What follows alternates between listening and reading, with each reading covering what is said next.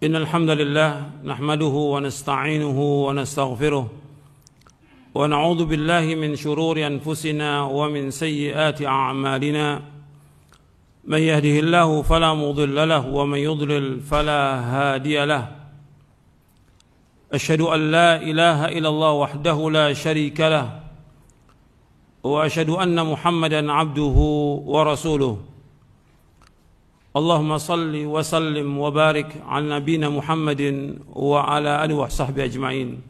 Ikhwan fiddin, azakumullah. Saya akan jelaskan sedikit yang berkaitan dengan kematian. Tolong perhatikan semuanya. Allah berfirman di dalam surah Al-Anbiya di ayat 35, Allah berfirman, "Kullu nafsin dha'iqatul maut wa nabluukum bisyarri wal khairi fitnah wa ilaina turja'un."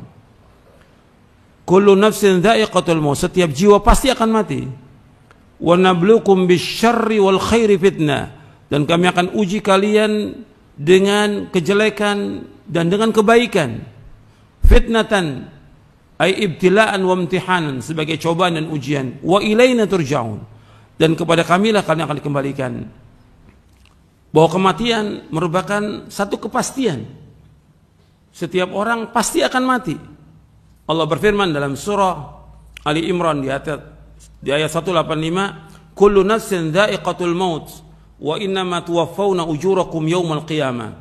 Faman zuhzi'a 'anil nari wa udkhilal jannata faqad faz wa mal hayatud dunya illa mata'ul ghurur." Allah berfirman dalam surah Ali Imran ayat 185, "Kullu nafsin dha'iqatul maut", setiap jiwa itu pasti akan mati. Pasti akan mati. "Wa innama tuwaffawna ujurakum yawmal qiyamah", dan kalian akan disempurnakan ganjaran kalian pada hari kiamat. "Faman zuhzi'a 'anil nar wa udkhilal jannah faqad faz", barang siapa yang dijauhkan dari api neraka dimasukkan ke sorga, maka dia adalah orang yang sukses. "Wa mal hayatud dunya illa mata'ul ghurur", dan tidaklah kehidupan dunia mungkin kehidupan yang menipu. Allah menyebutkan dalam ayat ini bahwa setiap jiwa pasti akan mati. Jangankan kita, hatta Nabi Muhammad SAW, Allah berfirman, "Innaka mayyitun wa innahum mayyitun", sesungguhnya engkau Muhammad pasti akan mati, dan mereka pun pasti akan mati. Pasti akan mati. Dan setiap jiwa pasti akan mati. Siapa aja?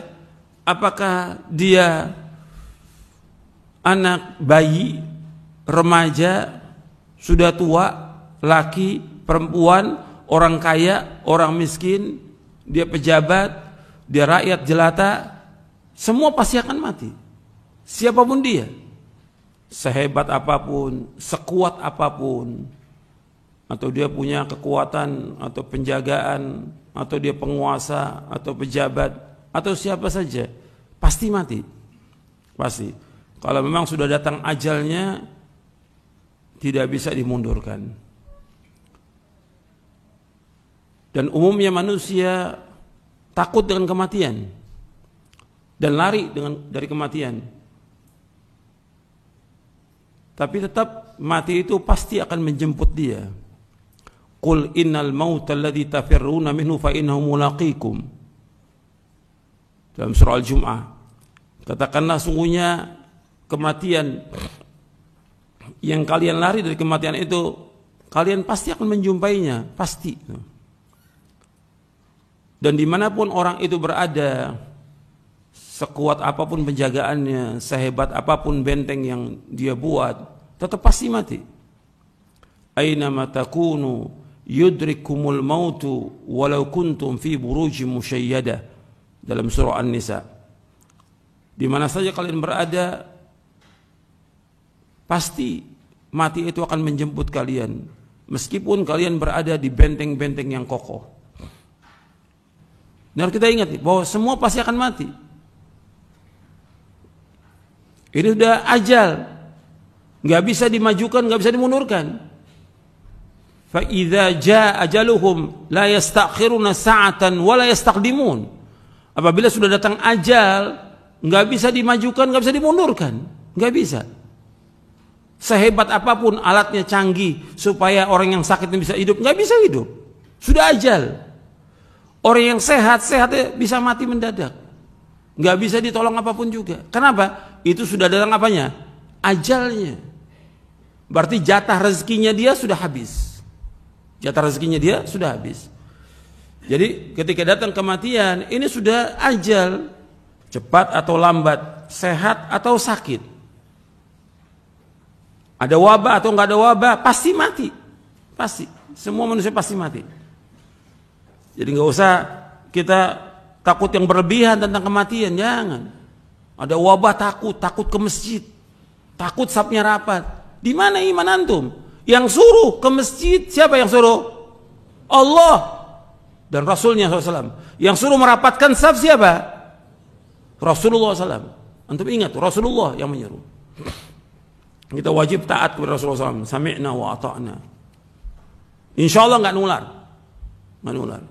Tempat masjid, tempat yang aman, tempat yang bersih, gitu, yang dilindungi oleh Allah Taala, tempat yang terbaik di muka bumi dari semua tempat yang ada di muka bumi ini. Yang paling baik masjid, gitu. Kata Rasulullah SAW dalam hadis yang sahih riwayat Muslim. Jadi kita jangan kemudian ribut tentang datangnya ajal. Sedih wajar manusia, tapi kita ini semuanya milik Allah. Allah yang mencabut nyawa ini dengan malaikatul maut. Dikembalikan kepada Allah semuanya. Jangan kemudian orang tuh nggak terima. Istrinya meninggal, suaminya meninggal, anaknya meninggal, orang tuanya meninggal. Ini ajal.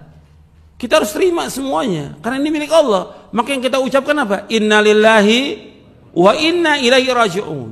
Kita ini semua milik Allah dan kita akan kembali kepada Allah. Pasti udah kita milik Allah. Jadi nggak ada yang menciptakan kita kecuali Allah. Ketika Allah cabut nyawa itu miliknya Allah. Kita harus sabar dan harus redho. Yang paling tinggi redho dengan apa yang Allah sudah tetapkan ajal itu. Siapapun dia, apakah itu istri kita, suami kita, anak kita, orang tua kita, orang yang kita paling cintai. Kalau sudah datang ajal, ini adalah ketentuan Allah yang kita harus terima dan ridho dan sabar. Tangisan apapun, jeritan apapun nggak akan bisa mengembalikan ke dunia ini. Nggak bisa.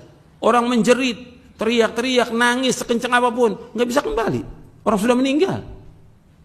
Yang ada kita ucapkan innalillahi wa inna ilaihi raji'un. Kita ini semua milik Allah dan kita akan kembali kepada Allah.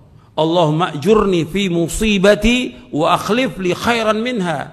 Allahumma ajurni fi musibati, ya Allah berikan ganjaran kepadaku dari musibah ini. Wa akhlif li khairan, gantikan yang lebih baik ya Allah.